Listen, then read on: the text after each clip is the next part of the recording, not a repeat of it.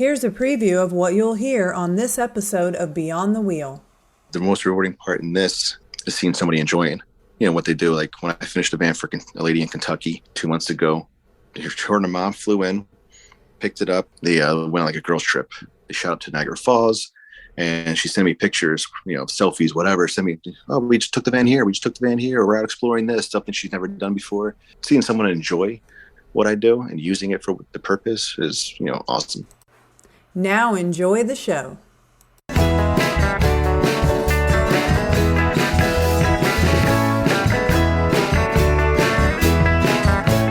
You are listening to Beyond the Wheel, a podcast about the people and ideas that drive the RV community forward.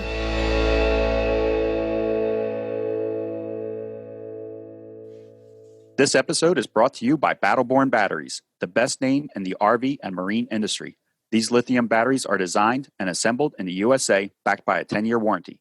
The best solution for your battery anxiety. So go check them out at battlebornbatteries.com. Whether your adventure is on the road, on the water, or off the grid, Battleborn batteries keep you out there longer.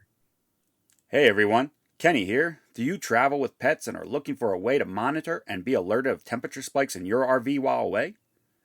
I've been using a temp stick in our RV for over 3 years, and I love the simplicity of being able to connect to any of our hotspots, as well as not having the hassle of any subscription or service fees. If you are looking for a reliable way to protect your pets while away, check out TempStick at tempstick.com. I always wonder what kind of mind it takes to be able to take the shell of a van and turn it into a living space. Today, we are joined by Steven, the owner of Nomad RVs. He walks us through the process of a build, the time it takes, and how to get started if you're interested. Before I give away all of the information, let's get into the episode with Steven. Hi, Steve. Thanks for joining us today. Could you tell us a little bit about yourself and your role at Nomad RVs? I appreciate you guys bringing me on. So I am the owner of Nomad RVs out in Lakewood, New Jersey, basically converting a bunch of camper vans. And how would you describe Nomad RVs? Are you taking like RVs that are or vans that are already somewhat built? Or are you building them from the shell up? What's your process? We're going start to finish, I would say 99% of the time. We do one-off things, windows or a heater or electric or something that someone can't tackle themselves or doesn't want to tackle themselves. Most of the people are, bringing in a bare shell. We're doing it, from start to finish, complete cargo van, turning it into your home on wheels. Okay, Steve. So you said that people are bringing you the van. Is there ever a time that you provide the shell? Only if we're building it to sell it. So like, for instance, right now, and even by the time this airs, could still be for sale, but there is a 4x4 recent van that's for sale, Sprinter 4x4. We have a bunch more coming up that will be built for sale along of, during the time of doing client builds. You're not just building for customers, you're also building to sell. How do you determine what to put in those vans that you're going to sell? Is it just based on what other customers have asked for, or how do you figure that out? To an extent, based on like kind of what other people have done or other things we've liked that we've done for customers. Right now, it's been like all of them have been one-offs that we've built to sell.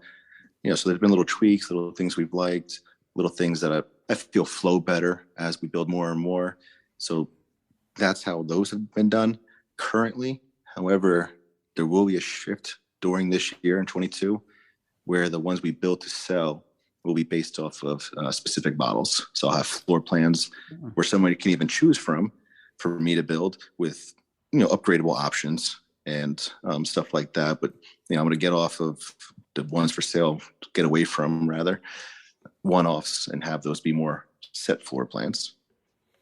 Okay. Will people still be able to come to you though and request a one-off, or are you trying? Oh, yeah. Yep. Okay. Yeah. Just I'm gonna have those options there for a base, let's say, for somebody, and they can try to, upgrade a few things or change a few things. But the ones I build to sell, just to keep it, more fluid for me, where I can have one of my guys go make 10 of these. We'll be using them coming up soon, whatever. Just to always have fill-in work, always be nonstop busy, basically. I want those to be models just for ease, basically. And we can offer them at a better price at that point. were you an RVer before you started the company? Is that what got you interested in building vans? What year did you start and all that with the company?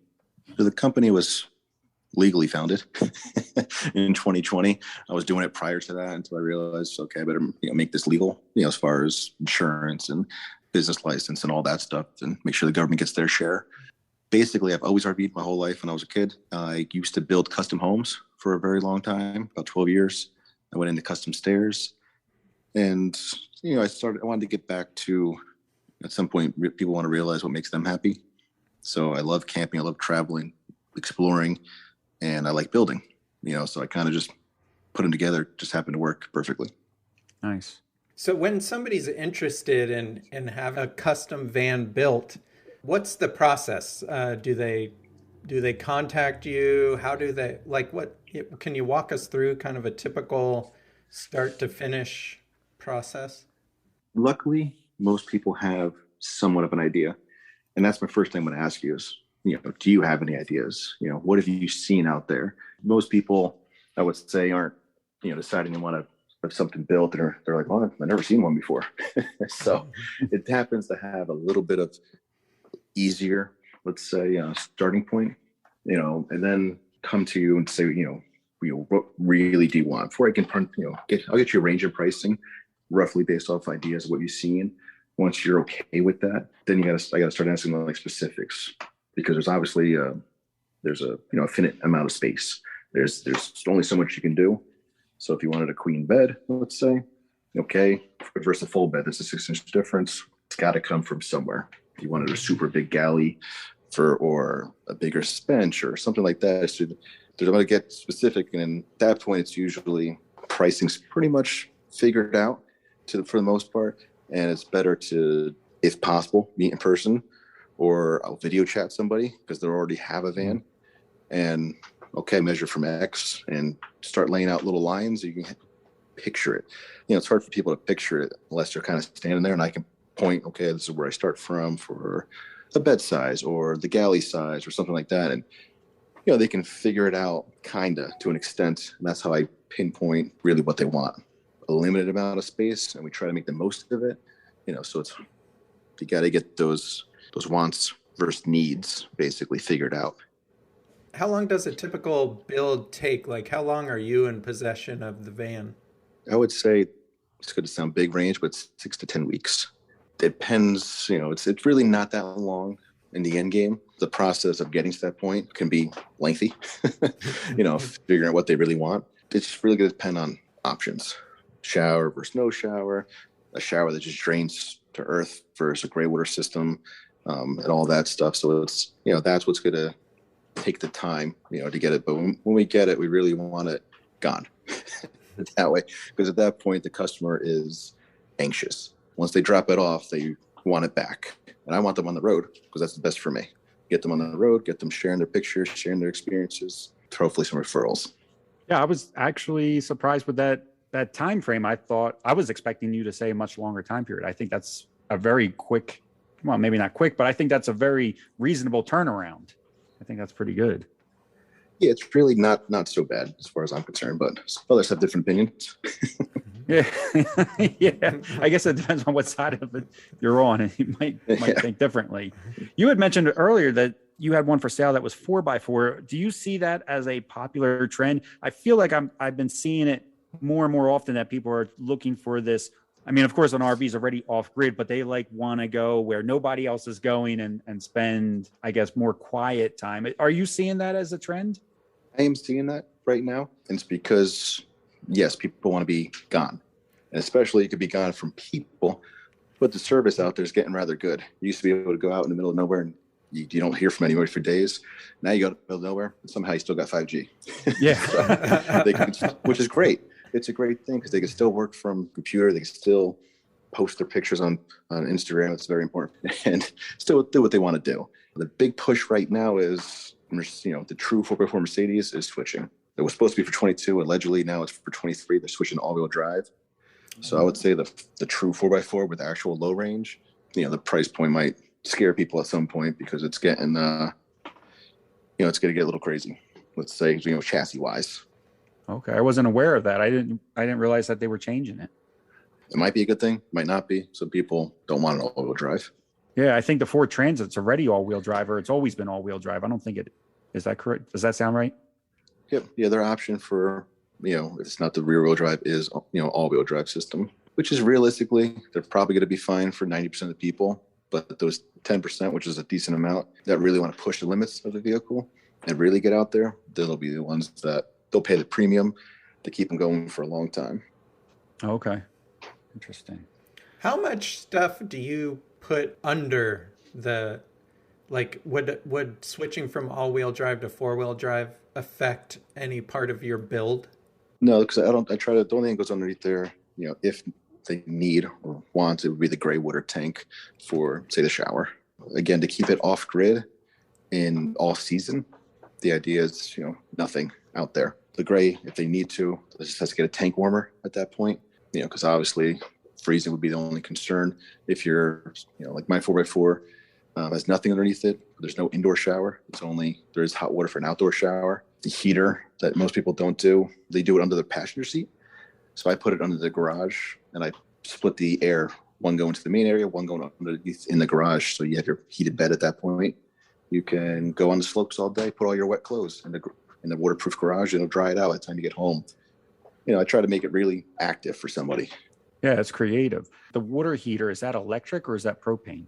So I import one of two or maybe three people that I know of that import from Australia, a 12-volt solution. He's got the patent out there. There's really no 12-volt guys. So everyone's using, like, electric-wise, they want to use the Bosch, and the Bosch this will use like a third of the power at most, which is a big thing.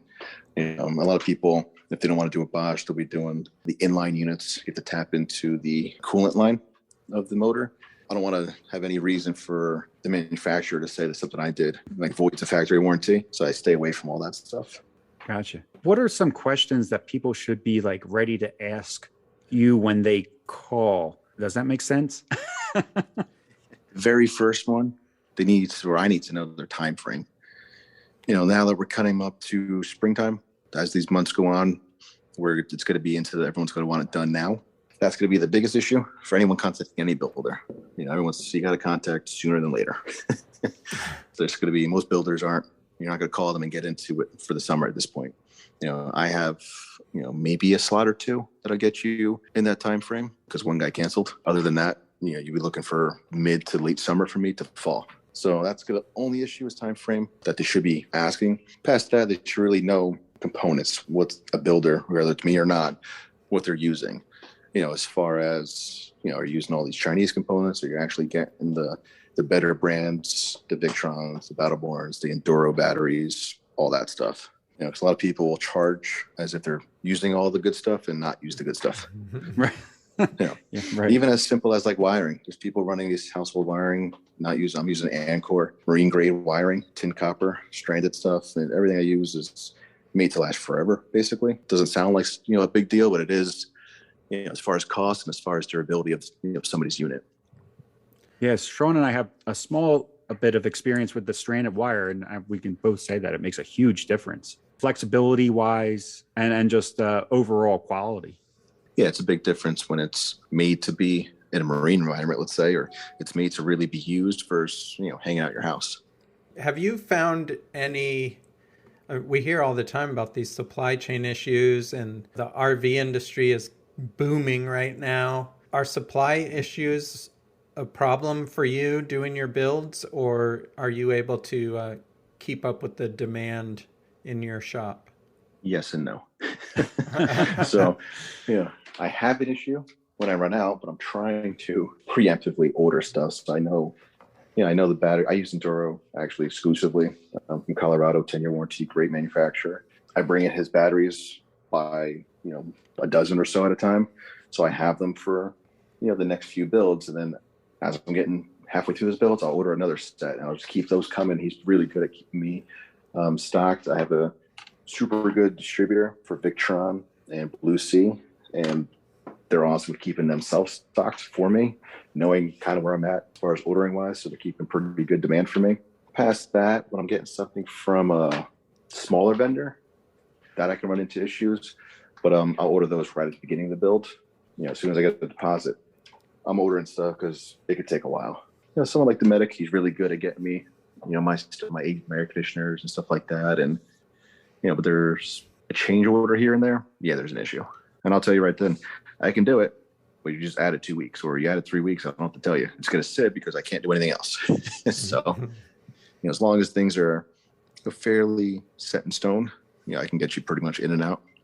Okay. So you will, I guess, occasionally encounter a change order. I was wondering that, like, how set in stone are things? Like when somebody drops the van off to you, you get the work. I guess that would just come down to like communication between you and the customer, though, as things are going on, if they would try to like maybe throw a wrench in your works.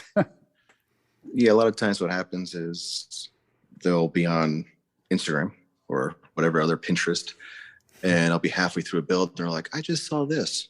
I'm like, great, that was done like weeks ago, and I'm way past that. And, you've gotten your weekly pictures. To go back now, it's, there's time involved. And a lot of time they don't know. So they'll ask me. I have no problem asking me. And I'll explain to you, okay, they did that, but you can't do this because of X, Y, Z. And then they understand that it's, a moot point. That's cool, though, that so you're sending them weekly pictures of the build and what you're up to then. That's pretty cool. Yeah, at the very least, you get weekly pictures, unless, there was like a decision needing to be made. Basically, we have an idea. Okay, let me get to that point.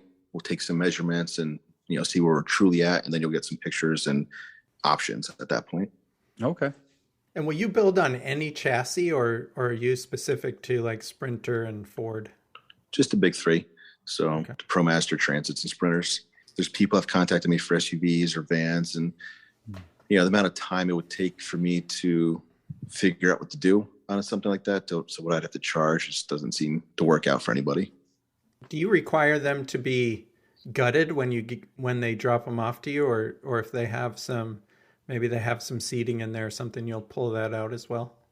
If it was like a passenger van previously, I don't mind pulling that out, but I prefer empty shell, ready to go. One lady from where I'm working on, Texas, she had a seat previously installed, but it's for the build. It's kind of not in a great spot, but I just made it work. Mm-hmm. Should have been over to the wall a little bit more, but it is what it is. I've had people come with windows previously installed, and that's fine. As long as they're not leaking, I won't take responsibility for someone else's work. So, right.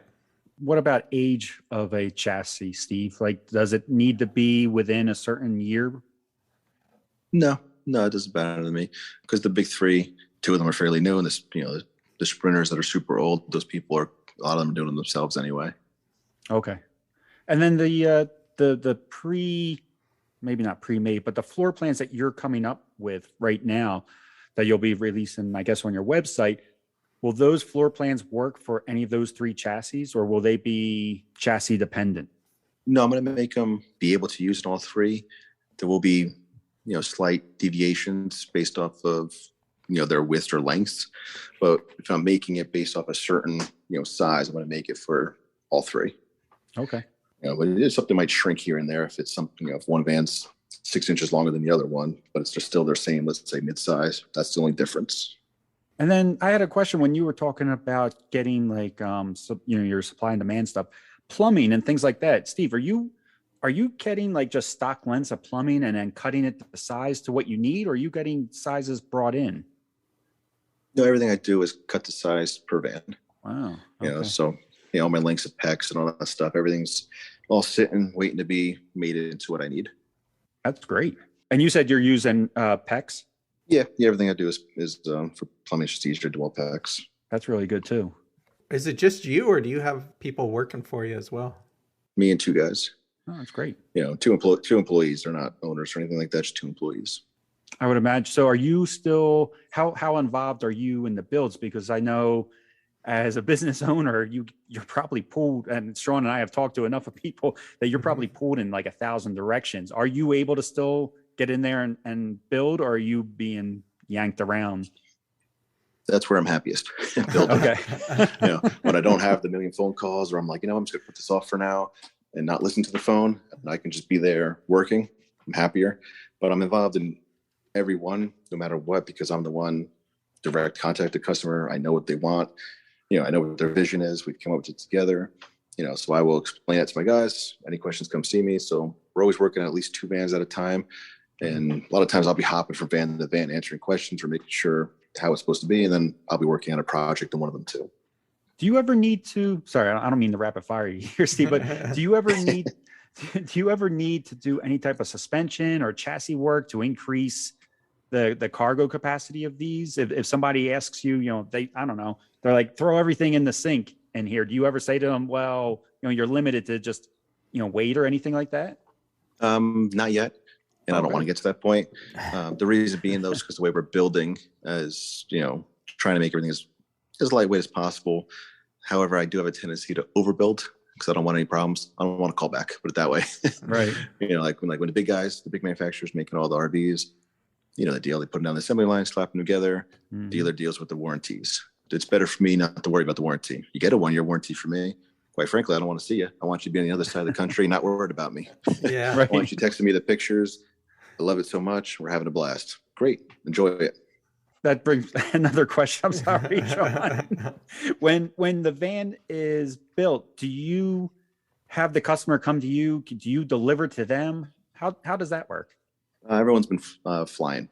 Fly in, drive home, unless they're close enough to drive in, drive home. But lady in Texas, she drove the van up to me. She was going to ship it, but she's going to fly in and start an adventure, I imagine. Nice. Do you put solar up on these things too, or is that something they would have to do on their own? Oh, every one of them. Everyone's getting at least something up there. Oh, wow.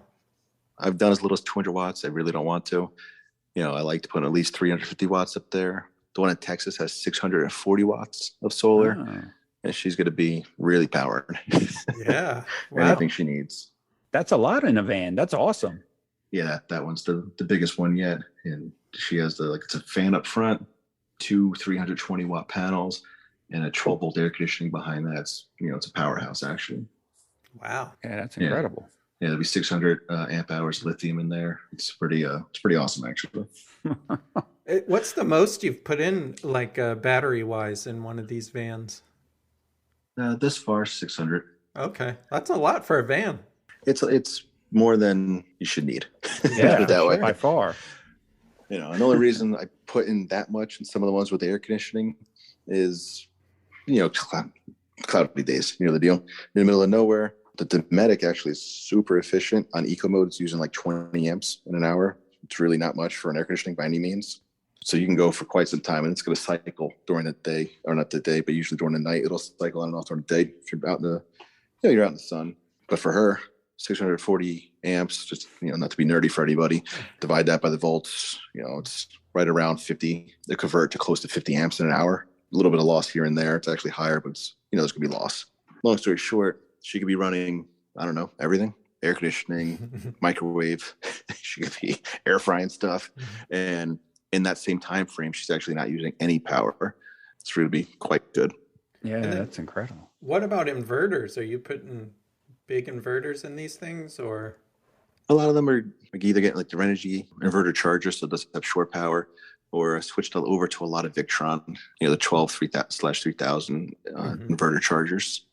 So does that Dometic AC unit with a 3000 inverter need a easy start or a soft start, or does it have something built into it, or it doesn't even need it?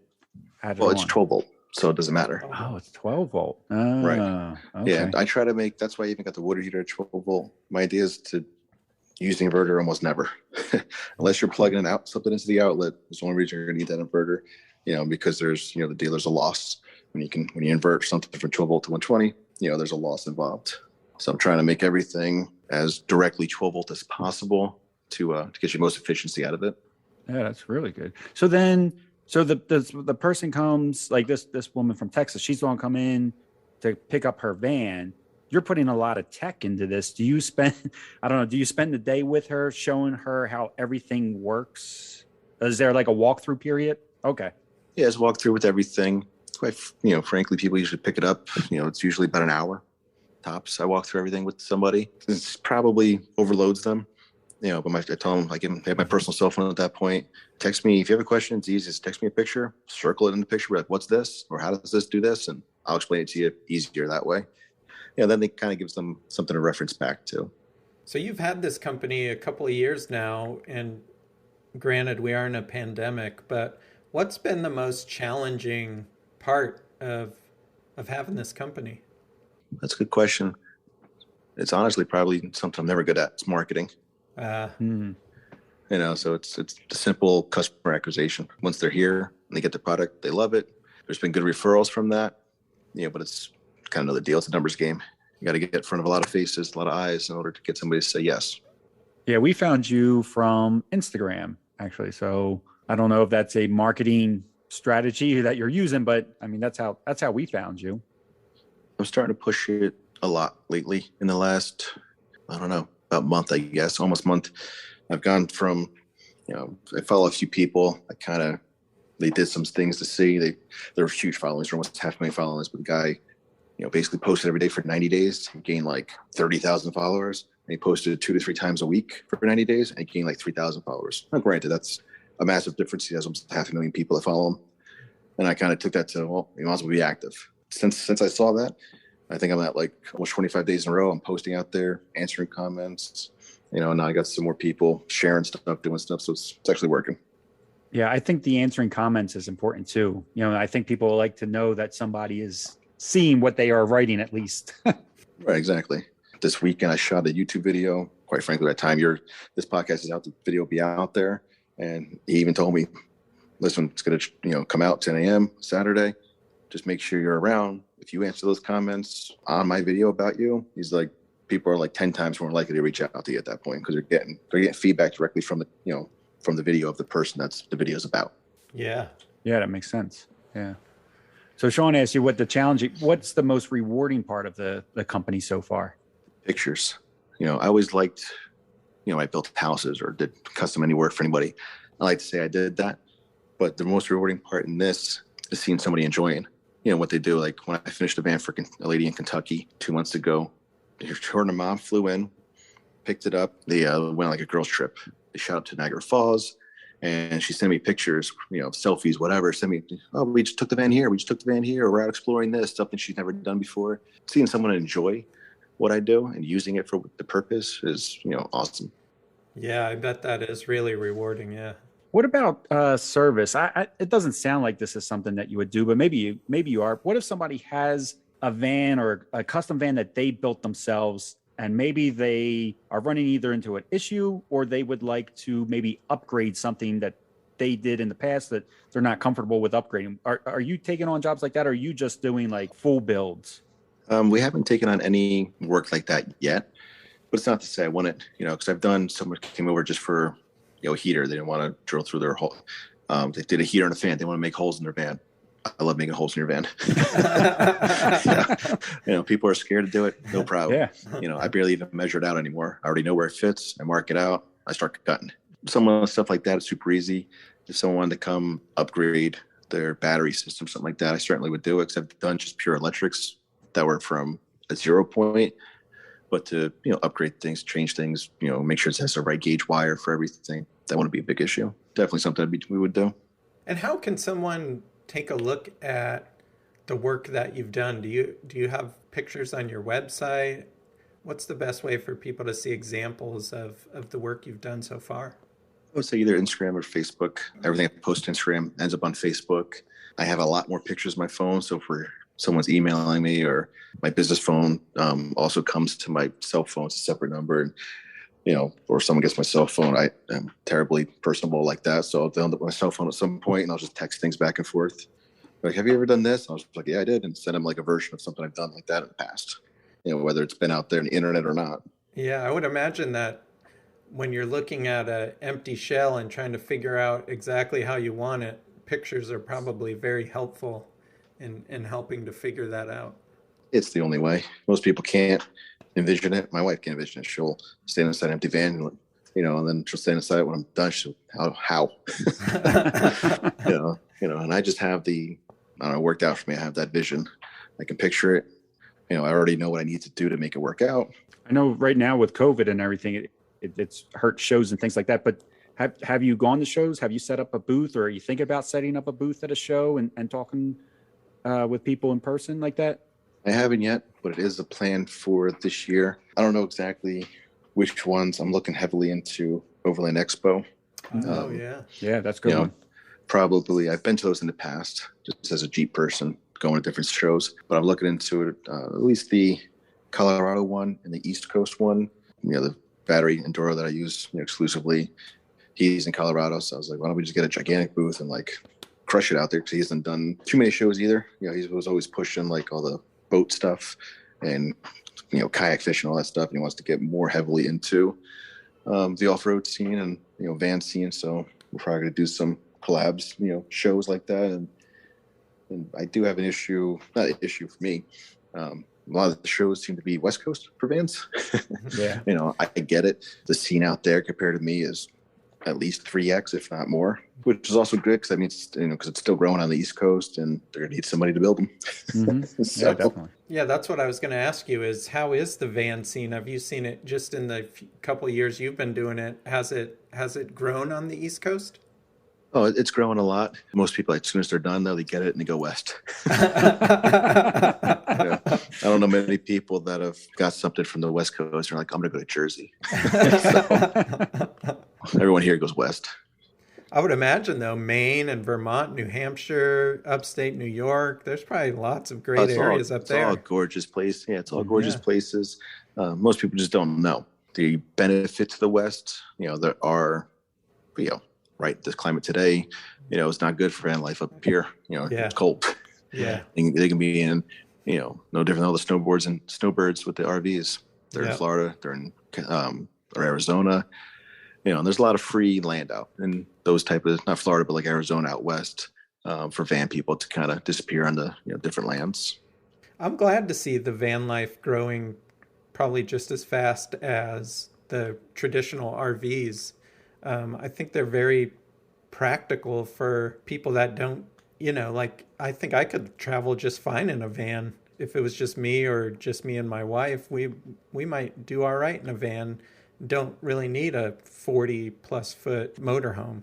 Right, exactly. It all depends on something right for everybody, I guess. There's the 45-foot diesel pusher, there's 45-foot fifth wheel, and then you got the little travel trailers that are 20-foot, and there's everything in between. So, there's something for everybody.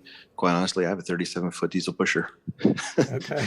And, we like to travel, but I use that for different type of travel. I am building a van for me for this year. 1 for shows, 2 for different types of, family travel. There's a different benefit for everything, right? When we go for big, long trips, the RV is great. We go to bigger resorts, but we love day trips. And day trip could be 6 hours each way. Or a weekend trip or something like that. And that's great for vans too, because you can park in the center of town where you want it to be. I can't take my diesel pusher out there. It doesn't work out. Something even like, let's go, like say Salem, Massachusetts. I think the closest campground is like 45 minutes away, or I can stay right there in the van. So there's, different types of travels. That's why I want something else too. I have another question for you, Steve. I don't know if this is really true, but whenever I think of van life, I think of very active people. So like cyclists and kayakers. Is that a big request for you? Do people ask you, I want to be able to mount a bike rack on the back, or I want to be able to carry a kayak up on the roof or anything like that? Ironically, the 4x4 that's out there for sale, 90% of the people have said, can I fit my mountain bike in the back of it? And that might be more because they're expecting that van to go where other vans can't, and they want to ride those trails. It is fairly active, but I've also built vans for people that they just said they want to just enjoy day trips. It's not for full life. It's not for anything.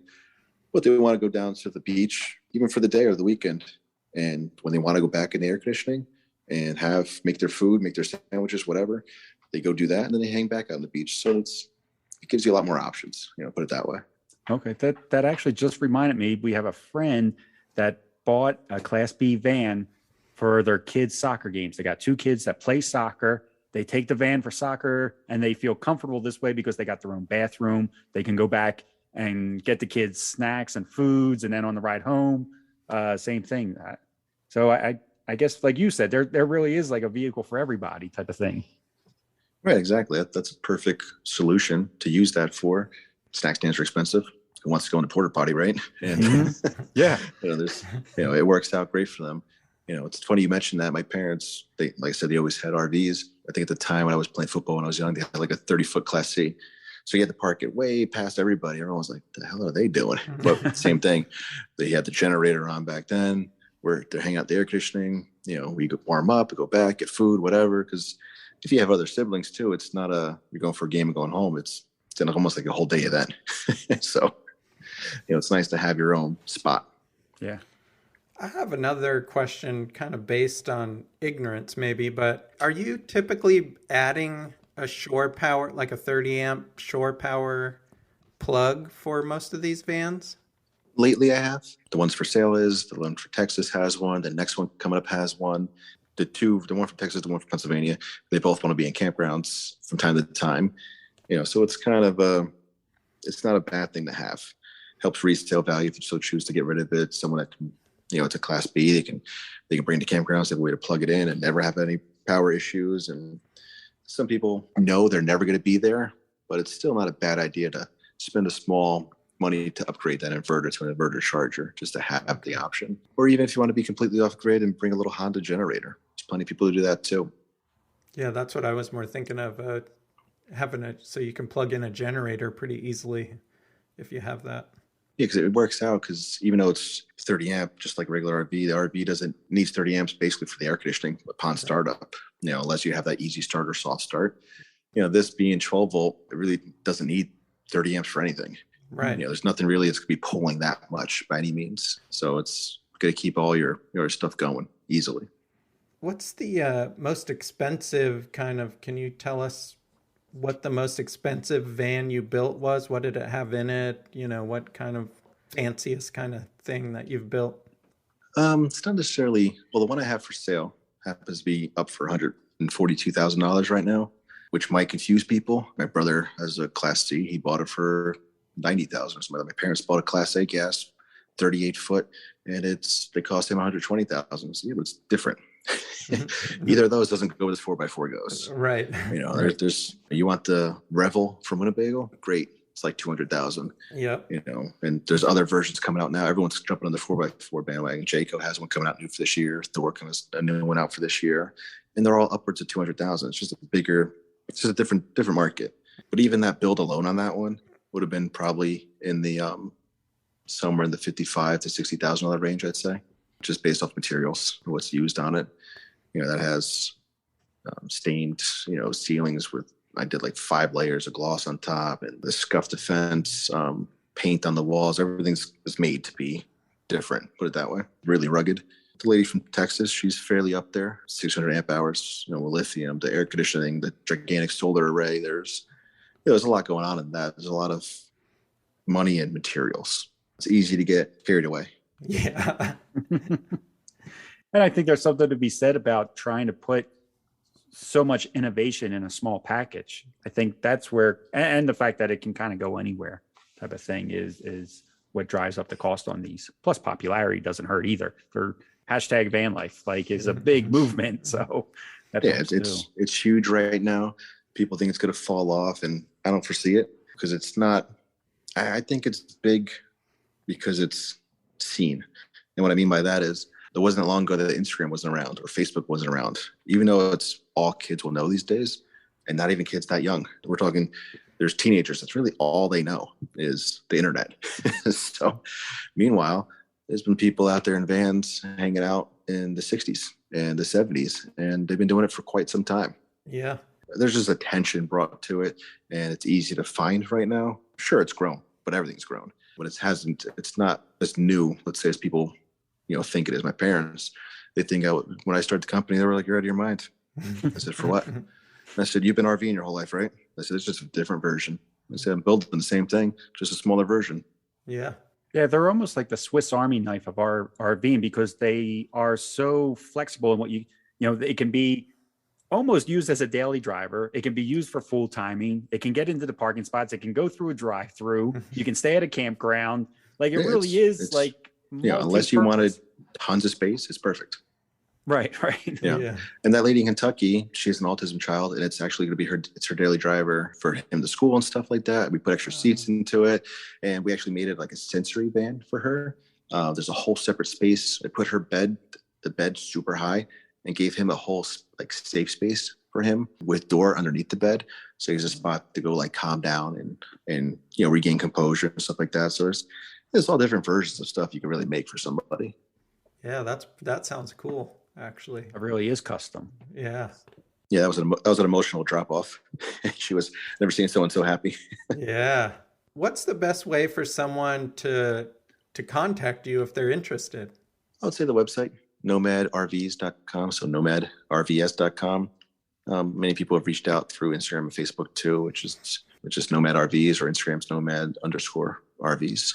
We'll add all that into our show notes as well. So anybody listening right now, if you want to contact Steve and start a conversation with him about what type of van he can build for you, just go into the show notes and we'll have a link that brings you right to his website. Yep. And I'm terrible. I am always on the phone. So it could be, I wake up in the middle of the night, I see a message. I'm terrible at always answering people. I'm not good at setting office hours, put it that way. So if you reach out to me, there's a good chance you're going to email any time of the day. That's a dangerous thing to say on the podcast. Yeah. For now, everyone can reach me. Well, I think that's all of our questions, Steve. Is there anything we might have missed or that you would like to add to the conversation? No, I think we pretty much covered everything. Great. Yeah, well, thank you so much for coming on, and maybe we'll have you back in a year or so and see how the business has grown. If you might be too busy for us then, actually. So we'll have to see. Yeah, same on my phone now. I'm always around. Or you guys could come out on set, let's say at a show or something. Do it right at the show. Yeah, that would be awesome. Yeah, we would like that a lot. Yeah.